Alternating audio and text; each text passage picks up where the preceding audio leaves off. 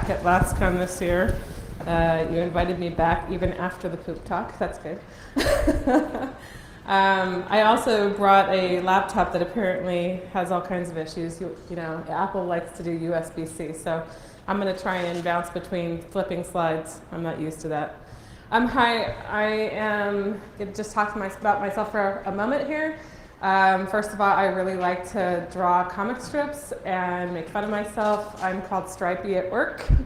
I have a red team of 35 people. I work for Intuit, which is a financial services company in the cloud. I'm one of the founders of DevSecOps, the tribe, and Hacker Girl is my next foundation. I've been working on that for a while now, and I'm hoping to have that out soon so that we can help bring more women to the industry. I'm a believer in safer software sooner, and you know, that's also been pronounced software safer sooner, and to me it doesn't really matter. I think whether you're a DevSecOps, a SecDevOps, or whatever, it's really all the same thing to me. We all want to have safety in our software. So last year I mentioned that there's a whole bunch of DevOps practices that are coming to life. We're seeing more and more growth in DevOps. So why do I talk about it all the time? Well, my belief is that we're finally seeing a cultivation between DevOps folks and security practitioners such that we can actually see the dynamics of software becoming safer over time and more of the mechanics getting built into security as code. So if everything's becoming code and there's more and more people that are driving after DevOps and people are getting into the cloud, you know, one of the things I wanted to do this year was sort of become a little bit more geeky. So if you're not too geeky, I'll try to like balance between the two. How many folks in here are developers? I'm really excited about that because this is considered a security conference, so thank you for coming. How many people are operations, sysadmins and things like that? Or consider themselves DevOps? Because sometimes that's kind of the mechanics as it goes towards sysadmin and DevOps. How many folks are security professionals? All right, so this is the part where everybody raises their hand. Because we're all security professionals, right? And when it comes down to it, it doesn't matter whether you're dev, you're DevOps, you're security, it's actually all becoming the same thing. We're all trying to fortify software with legal mechanics, security mechanics, getting good practices around our development, making our software better, higher quality. And so that really is what the nirvana is, the vision for how the tech industry is actually coming together. And so this year, I showed this slide last year. What I'm going to do is talk about what it means to put security into DevOps, what it means to kind of dig into the hard questions, the things that are actually going to put security into the right place. I actually believe in the feedback loop. If you haven't seen it yet, I did a talk at AppSec EU around the gift of feedback. And I get feedback all the time. I give feedback all the time. I really believe in it. And the reason why is because it's meant to make you better. I think that as the tech industry was coming up, we have a variety of different cultures in the tech industry that make it hard for feedback to either be received well, something done with it. And so feedback's sort of a gift because when you think about it, trying to actually make yourself better is the ultimate objective. So if we all believe in that particular principle, then the other thing to understand is really how do you actually generate feedback, get feedback, leverage information. So data basically is always entering into our applications, it's coming into our systems. There's things like logs and all sorts of details.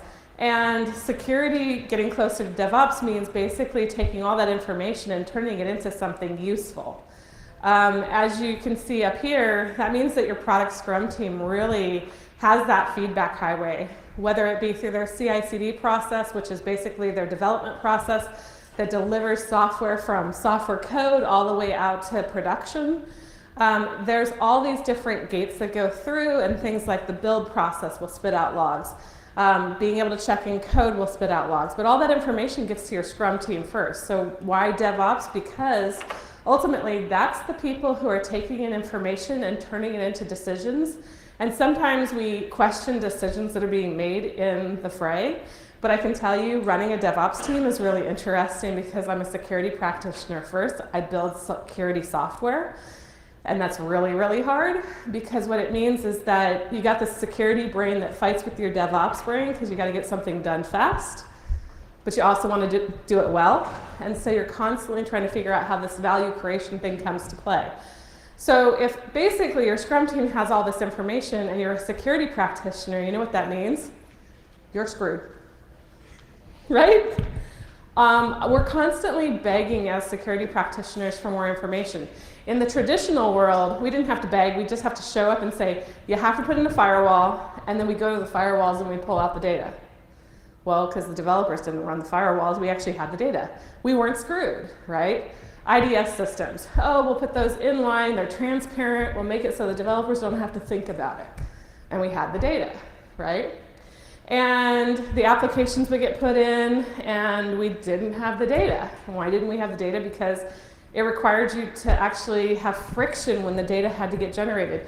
Hey, developer, can you turn on these logs? Here's my configuration. And they'd be like, I got no time. And so what happened is in traditional security, you had all this network level data, but when you move to the cloud, you lose all your network level data. So now you're a security practitioner and you're going to beg your cloud provider for a bunch of data. And why are you begging for it? Well, you're begging for it so you can make good security decisions.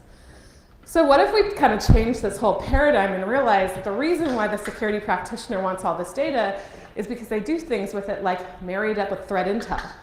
The one thing I can tell you that's really interesting about security practitioners, as we all know, is that we get a lot of threat intel. Some of us go out on the dark web because that's what we do before we go to bed. I'm into nightmares. And so I like to go on the underground and basically learn what the bad guys are doing, take that information, look at the information that my Scrum teams are giving us, marry it all up and say, here's my bad guys. So today we're going to kind of walk through what that looks like. We're going to talk a little bit about that. And so this notion of a feedback highway going to your Scrum team needs to get coupled with your threat intel. So the question is, why wouldn't we just give the threat intel directly to our developers and say, all right, good luck?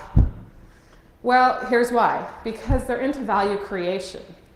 So one of the things that's happened over the years is that we've basically tried to educate our application developers on how to build better software, right? We've got the OWASP Top 10, and you're going to see why. I'm going to talk about that later. But when you start thinking about it, we're educating them. That's totally outside of the creation process. They've got to make extra room for it. It's unplanned, it's unscheduled. It's basically something that they don't understand because they go and sit in a room for 2 hours. We walk down all these really complicated things. We try to give them a bunch of application scenarios. We make them do a few of these exercises, and they walk out and go, all right, I'm done. And then they go back and they work on their code, and they don't necessarily get all the mechanics pulled in, and it's not their fault because, by the way, that's not actually how you can learn the best way. Feedback's a gift. If you're in line and you're making mistakes and you get that feedback, it becomes really a present because a developer can now make better decisions because when you put a defect in front of them, ultimately it's their defect, it's their decision. So the million-dollar question for a developer that a security professional can ask is, how many adversaries do you have? So I put this security facts together, and the reason why I did that was we have nutritional facts. We get fat because we eat a lot of food and calories and all that. I'm not going to go back to the poop talk. I said I wouldn't. But when it comes down to it, the security facts is adversary interest is really critical. What if you were able to look at a product, right? You go out and buy a camera, it's $70, you had the option of buying the $100 camera, what's the difference? What if the difference is actually security? What if that $30 actually was better security in that camera? And then all of a sudden, the $70 camera stops working and you find out you can't even repair it because the operating system had a vulnerability in it, brick or bot. And now that camera's gone. And now you have to replace it. When you go back to the store, which one are you going to buy? You might buy the $100 camera this time because it had better security, because you don't want to have to buy another one and another one and another one. So if you think about where the industry is going, Developers and bringing security professionals together and all of that is just the first step in a longer cycle, which is to get customers to buy security products and demand better security. Which means, ultimately, eventually we need something like this because you've got to make it something that's consumable. Security has to become consumable. I don't think consumers are going to go out on the dark web every day, like I do, and actually look for nightmares so that they can have an understanding of what it means to buy a good product. So if that's the million-dollar question, what's adversary interest for my product? You build 300 lines of code. It has an A because you've got good security in it, but it's got 97% attacker interest. Are you going to leave this component alone for too long? Probably not. You're probably going to pay a lot of attention to this because it's got a lot of adversary interest. What if it only had 3% attacker interest? What if that adversary interest was pretty low? You might actually spend more time with the things that are actually getting attacked, right? Isn't that how you would make that decision? So let's talk about adversaries for a minute. Bad guys, because we saw that feedback loop. They have a lot of motives. Some are in it for fame and glory. Others might actually be in it for the money. Nation state, and what actually comes to bear these days is that nation state is quite interesting because nation state actually turns into a bunch of hops. And sometimes it looks like nation state, and sometimes it doesn't look like nation state. So if you're a developer, you're basically walking through all of these mechanics, you're thinking about threat intel, you're going through these things, but really when it comes down to it, motivation can actually drive whether or not something's going to become interesting. Attackers really don't work in mysterious ways. If you're in the logs, if you're in the data, it's coming through in this application, you probably saw an adversary earlier than you think.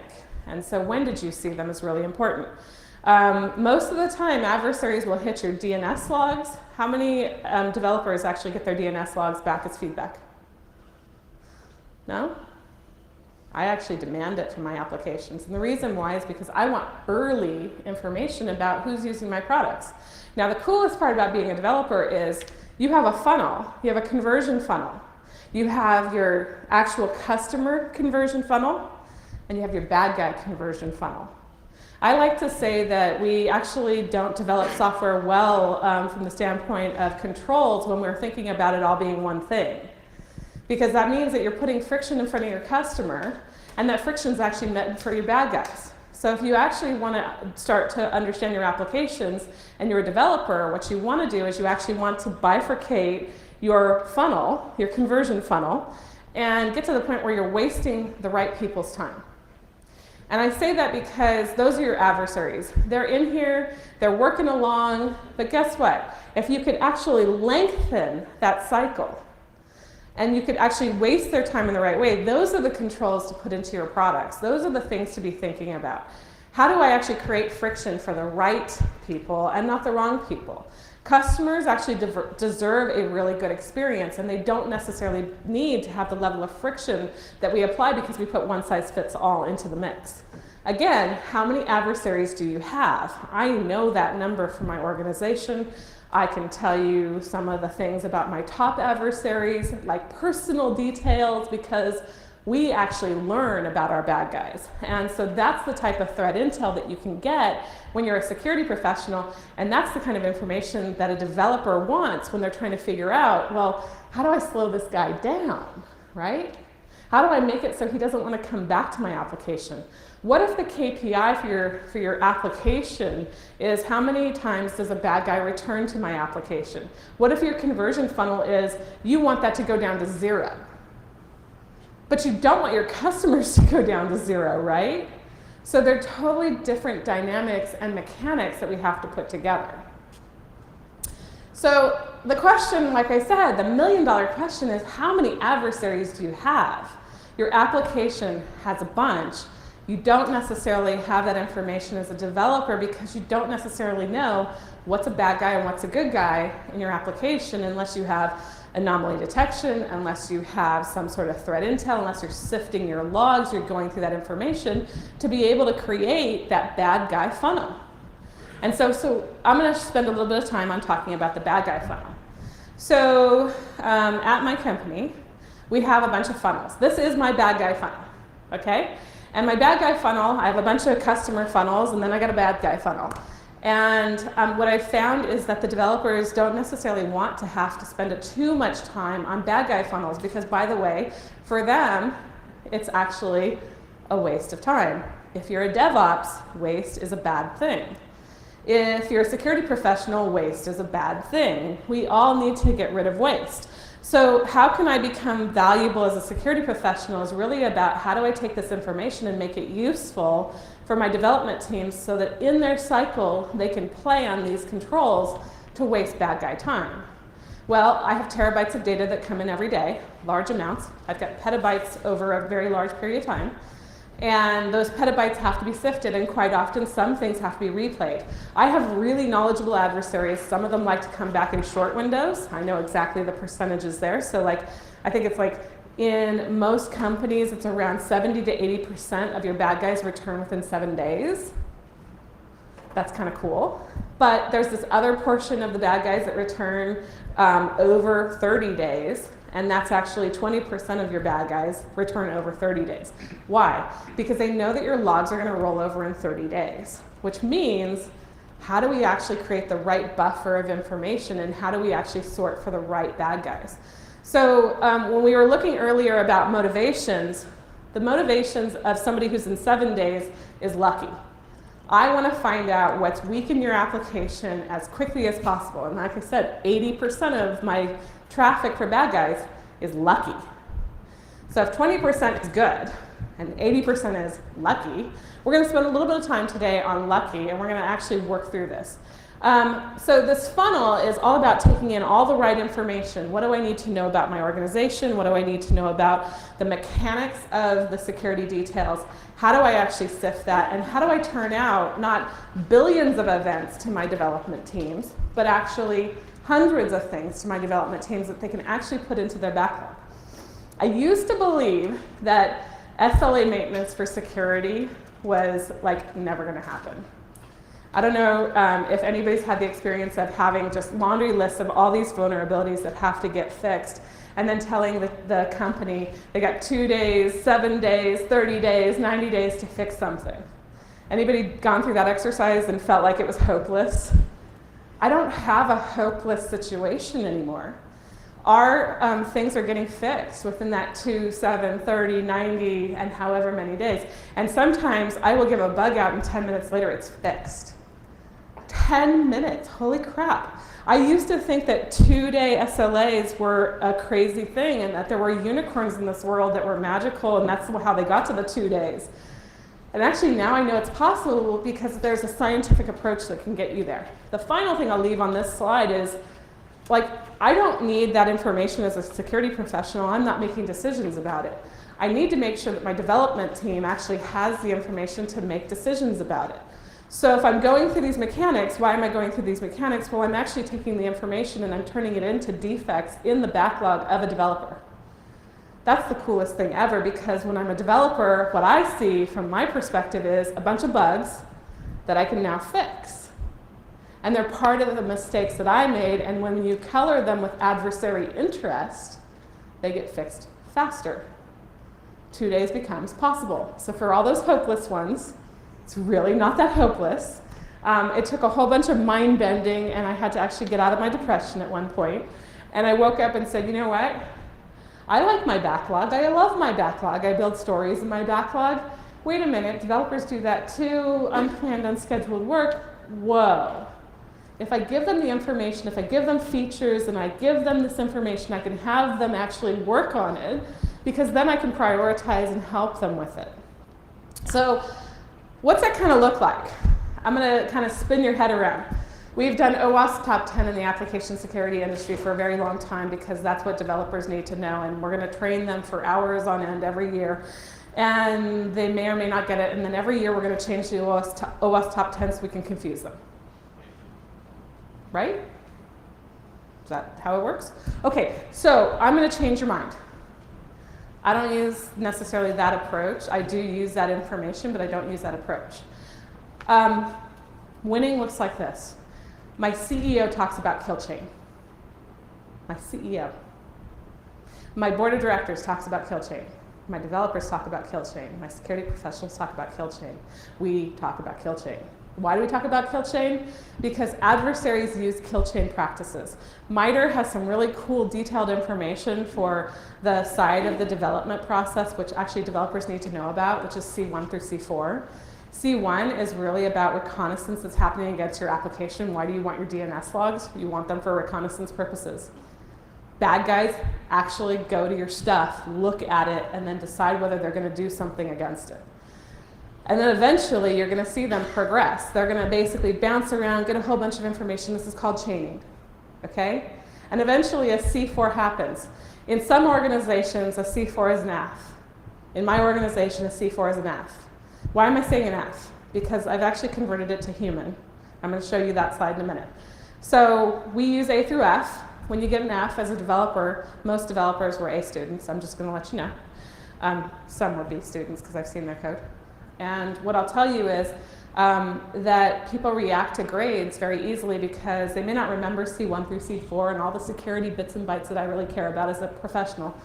But at the point where something can be hacked, it can actually be exploited and unauthorized access can be gained, the reality is that somebody will pay attention to it. So when I send out a ticket, a defect, to a developer that says, I have a C4 on your application, 10 minutes later it's gone.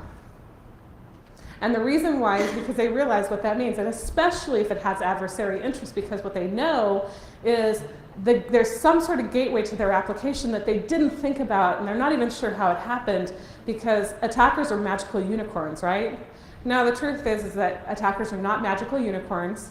They follow this process, they actually uncover it, they use science, they actually go back, hit something, hit something, hit something, experiment, experiment, experiment for all those DevOps guys.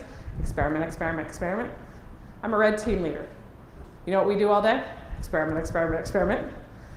We have something we call War Machine. We beat the hell out of our code every day.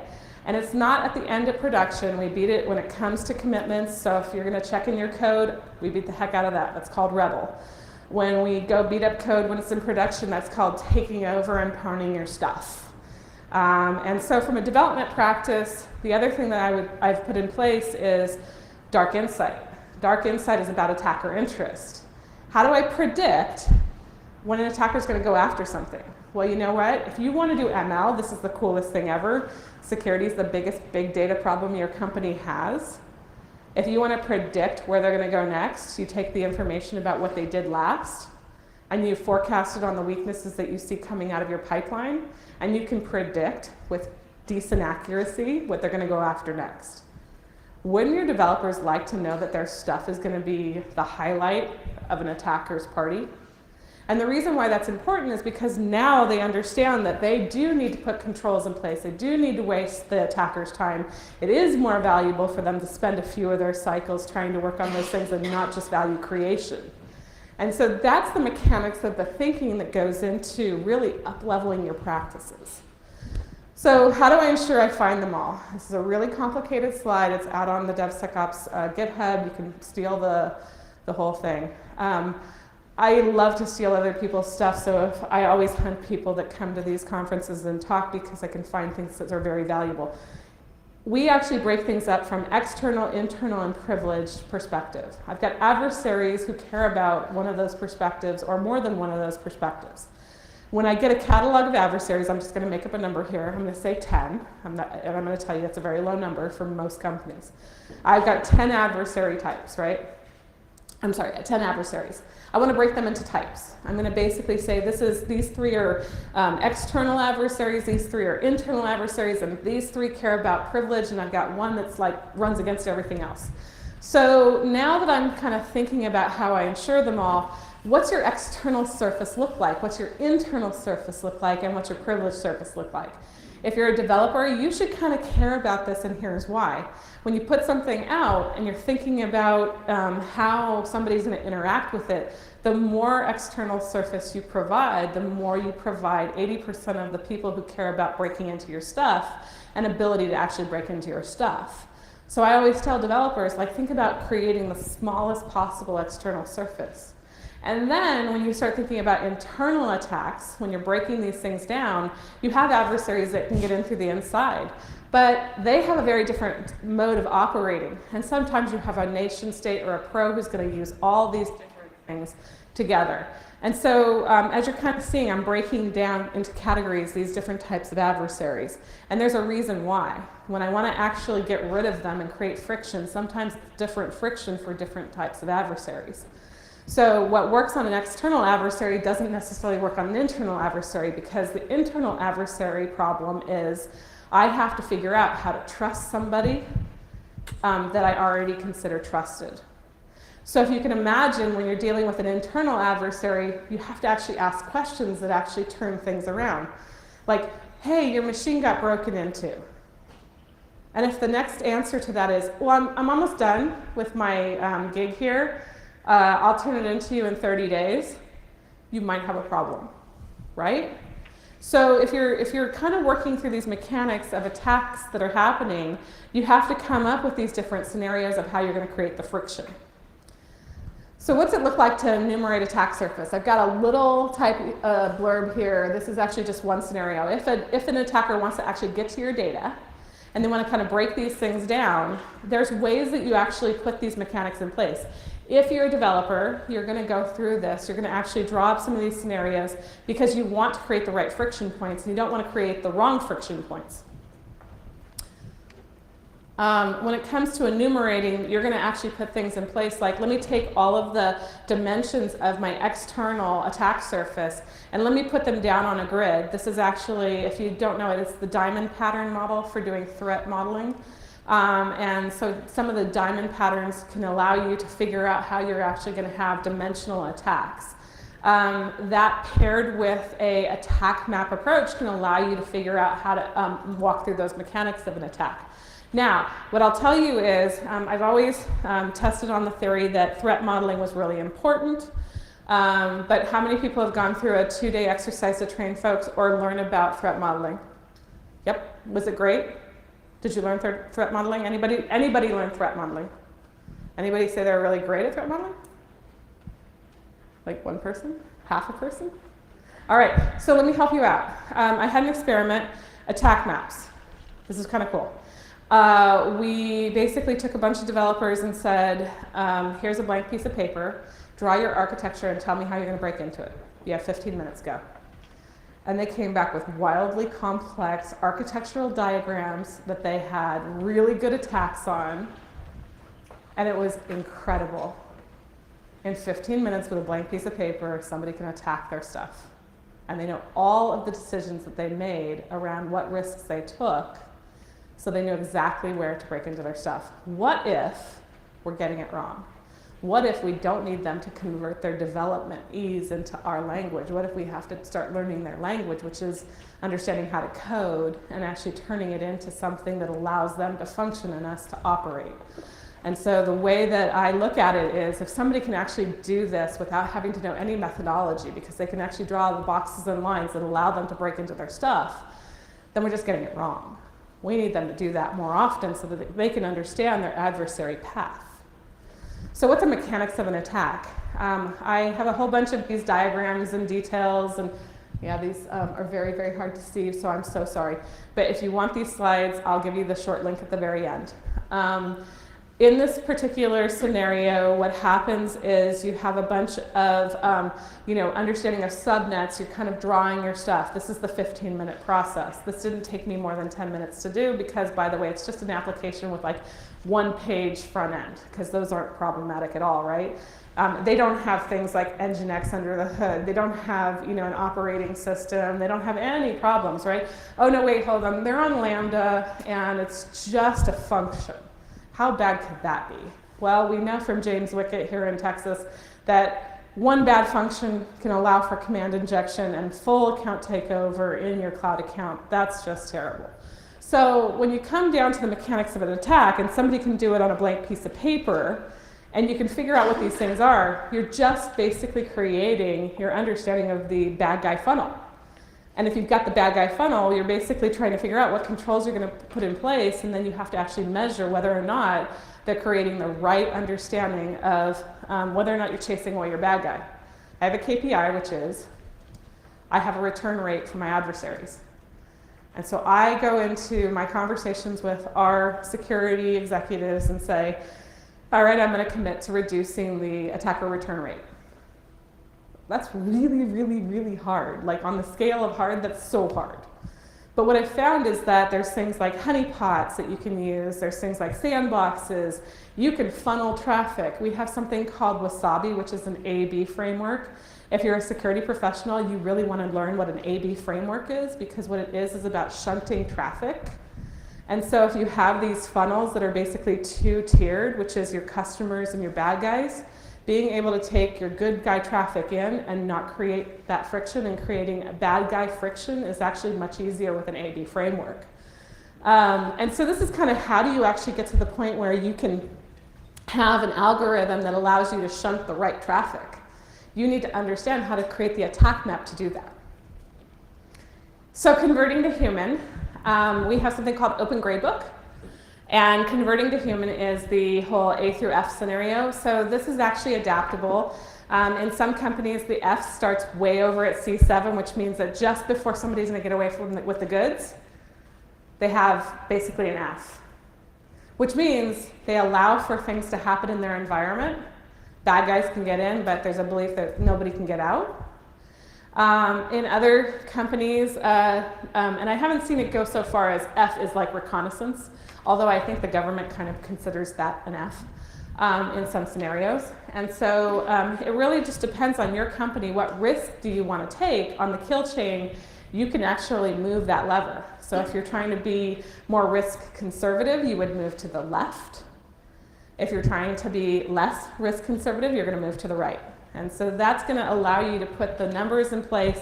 And this is basically C1 through C7, which means I'm going to recon the heck out of my application. Again, I said I beat the heck out of our stuff. We actually have the war machine running on a kill chain basis. We write attacks in every single one of the C1 through 7. And it goes out and runs these things, and we pull back and harvest a lot of information. And the reason why is because the other thing that I actually have committed to is to get ahead and stay ahead of attackers. Ooh, that's kind of cool, right? So as a security professional, my job is changing constantly. I'm chasing all the bad guys. I'm creating friction. I'm helping my development teams to understand that they don't have to think so much about it. I just need them to commit to working with me. I don't need to embed into their Scrum team, but I do need to be working with them, which means I've got to set up standards. I've got to give them services that they can put into their applications to help me with my mission too. So what does security in DevOps look like? It also looks like a bunch of DevOps and security. So the 35 people that I have on my team, they all code. That's kind of cool. Guess what? Most of them came from the security side first, and some of them did not code. I had a compliance guy on my team, and he's like, you said that I'd have to code within the first year. This was at 9 months. And he's like, were you serious? And I'm like, yeah, you got 3 months left. And he was like, what? And 3 months later, that was almost one of the best coders on my team because he had 90 days to learn how to code. And one of the best functional programmers I've met now along the way. And so kind of one of the things to understand is that this is about converting to human and DevOps. And by the way, some of that is actually making brains change and getting into code. So can we break all this down into architectural basics? When you start thinking about this, remember I said 80% get lucky? Wouldn't it be great to get rid of your lucky attackers? I kind of believe that it's the most killer thing you could do for your company. So if you can get rid of 80% of the attacks with the pyramid scheme, this is my pyramid scheme, some other people have other pyramid schemes, I actually believe that if you can put these things in place, there's architectural basics. And by the way, you're going to see in here I'm kind of missing some of the really nuanced things in application security. It's not on purpose.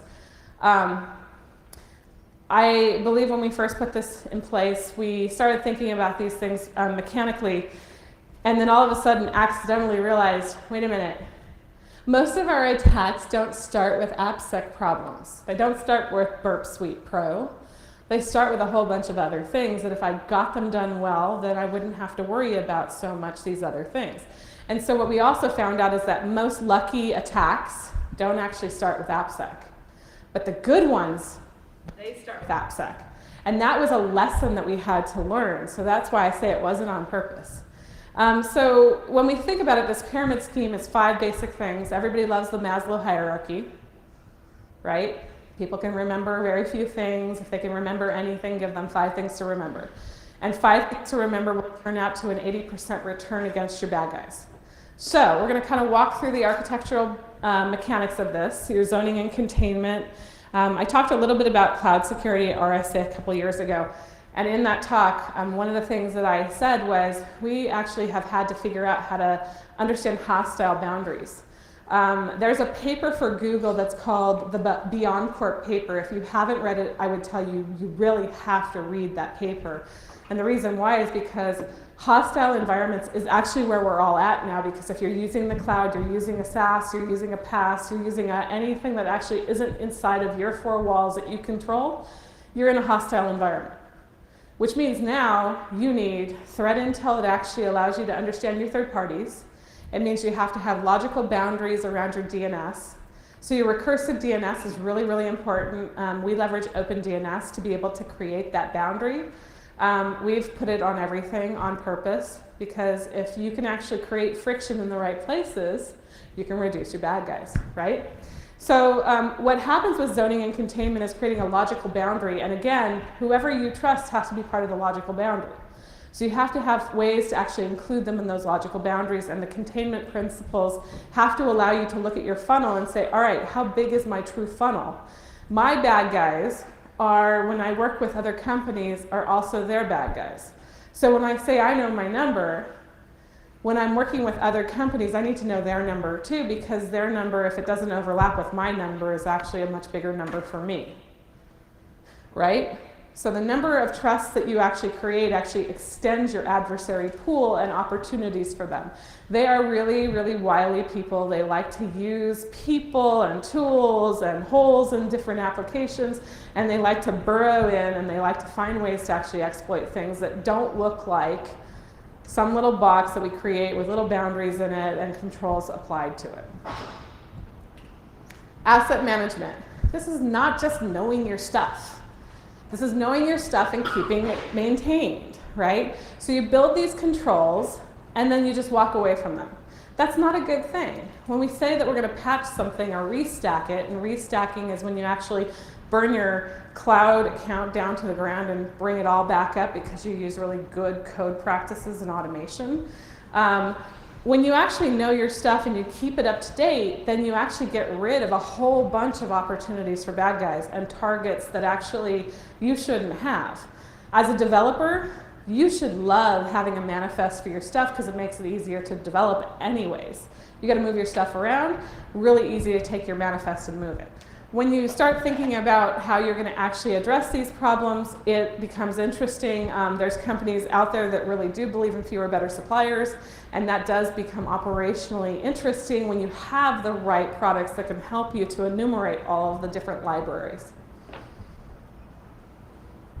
Logging. How many people bring in logs, put it into Splunk or some other thing, Logstash, Kibana, all these different products that are out there, and don't think about it from the standpoint of a bad guy. They go in there, they're like, let me go search around and figure out what's going on in my stuff, and I might get lucky. If your bad guy's getting lucky, and you think that you getting lucky is going to find the lucky bad guy, I'm going to tell you right now, it does not happen. Your lucky bad guy has a better chance, if you're a lucky good guy, to get luckier. And so the idea behind this is that you actually have to set up your logging on some sort of framework, again, the kill chain. So if you're going to bring in your information, you're going to establish it within the kill chain. This is a big data problem. It's not just a logging problem. You need to actually bring all that information in and sift it through. And this big data mechanics is actually how you take that information to make it useful. Authentication and access. I said authentication, access in parens. Authentication, authorization, some of those things are really important. This is the 4th level for you. When you're starting to think about this, most people don't realize that most applications, if they have good authentication practices, good authorization schemes, how many people use SE Linux? If you don't, you should if you're on Linux. How many people actually lock down all of the ways in which somebody could do something bad? They run on least privilege with all of their applications. They aren't just using root because it works or admin because it works, right? much easier to do those things, much harder to do these other things. If you're going to get to the point where you get rid of your bad guys, 80% of them, you've got to have good authentication and authorization principles and mechanics. So building those into your applications is essential, and one of the most, it's actually a very difficult thing. And then finally, I'm going to say encryption, which is basically your cherry on top. Authentication, access, authorization, plus encryption. And encryption to me has become an access control, because if you're in the cloud, it's become an access control. It used to be that encryption was totally something different. It created this whole notion of confidentiality, integrity, availability, well, maybe not the availability piece. But now it's actually becoming more and more a separation between the trusted people and the not trusted people, the trusted application and the not trusted application. So what about AppSec? Application security is a crucial element in this.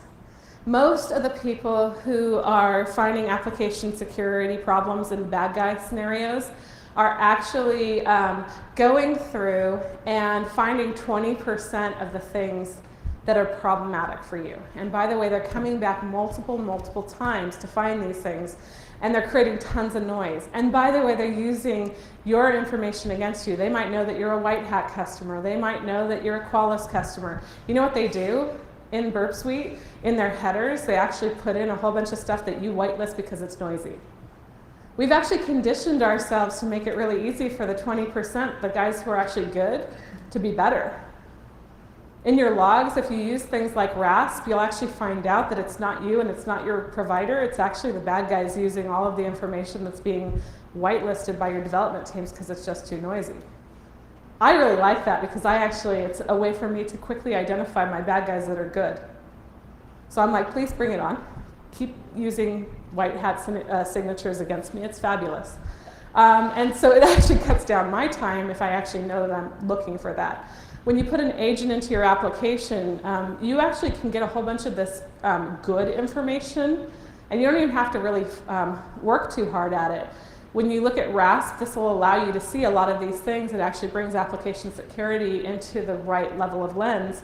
And all of a sudden, you can actually see where you're going to have problematic scenarios. So it's not that I've left it out of the pyramid scheme. It's that 80% of the things that I have to worry about that are taken care of by the pyramid scheme is lucky. And lucky will hurt you more than good in most cases, because lucky is somebody going, hey, I got in, let me go sell it to somebody else so they can do really bad things, and that person's going to do a whole bunch of stuff to tear you up. Or it becomes the admin. Bad practices in authentication can really get you screwed.